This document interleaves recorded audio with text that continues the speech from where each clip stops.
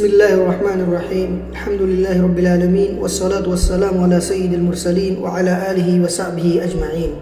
جب آپ صلی اللہ علیہ وسلم کی عمر کا 35واں سال تھا تو قریش نے نئے سرے سے کعبے کی تعمیر شروع کی۔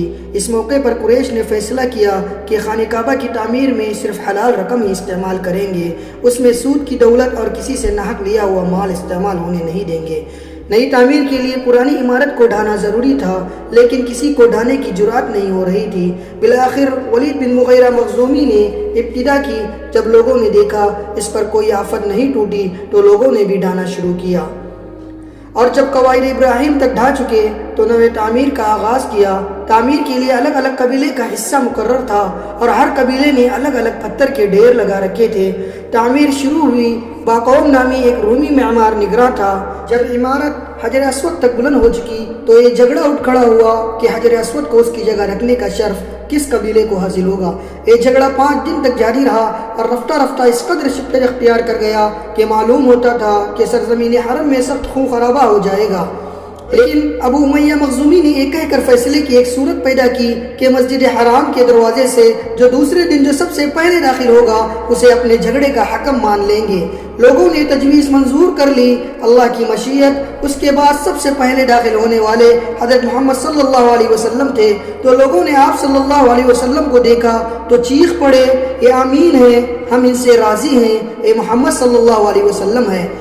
پھر جب آپ صلی اللہ علیہ وسلم ان کے قریب پہنچے تو انہوں نے آپ صلی اللہ علیہ وسلم کو معاملے کی تفصیل بتائی تو آپ صلی اللہ علیہ وسلم نے ایک چادر طلب کی، بیچ میں حجر اسود رکھا اور قبائل کے سرداروں سے کہا، آپ اس چادر کے ایک ایک کونے کو پکڑ لو اور اوپر اٹھا لو۔ انہوں نے ایسا ہی کیا۔ جب چادر حجر اسود کے مقام تک پہنچ گئی تو آپ صلی اللہ علیہ وسلم نے اپنے دست مبارک سے حجر اسود کو اس کے مقررہ جگہ پر رکھ دیا۔ یہ بڑا معقول فیصلہ تھا، اس پر پوری قوم راضی ہو گئی۔ جوانی میں رسول اللہ صلی اللہ علیہ وسلم کا کوئی متعین کام نہ تھا، البتہ یہ خبر متواتر ہے کہ آپ صلی اللہ علیہ وسلم بکریاں چراتے تھے۔ آپ صلی اللہ علیہ وسلم نے بنی سعد کی بکریاں چرائی اور مکے میں بھی اہل مکہ کی بکریاں چند قیرات کے عوض چراتے تھے۔ 25 سال کی عمر ہوئی تو حضرت خدیجہ رضی اللہ تعالیٰ عنہ کا مال لے کر تجارت کے لیے ملک شام تشریف لے گئے۔ ابن اسحاق کا بیان ہے کہ خدیجہ بن خویلد رضی اللہ تعالیٰ عنہ ایک معزز مالدار اور تاجر خاتون تھی۔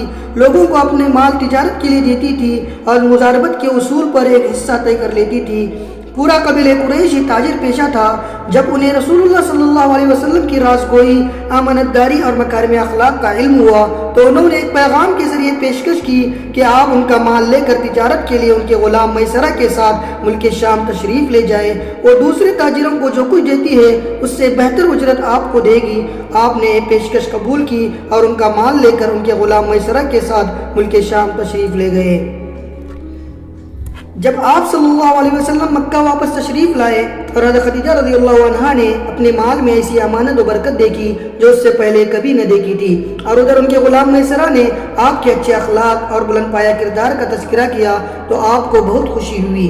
اس کے بعد انہوں نے اپنی دل کی بات اپنی سہیلی نفیسہ بنت منبہ سے کہی اور نفیسہ نے جا کر نبی اکرم صلی اللہ علیہ وسلم سے اس موضوع پر بات کی۔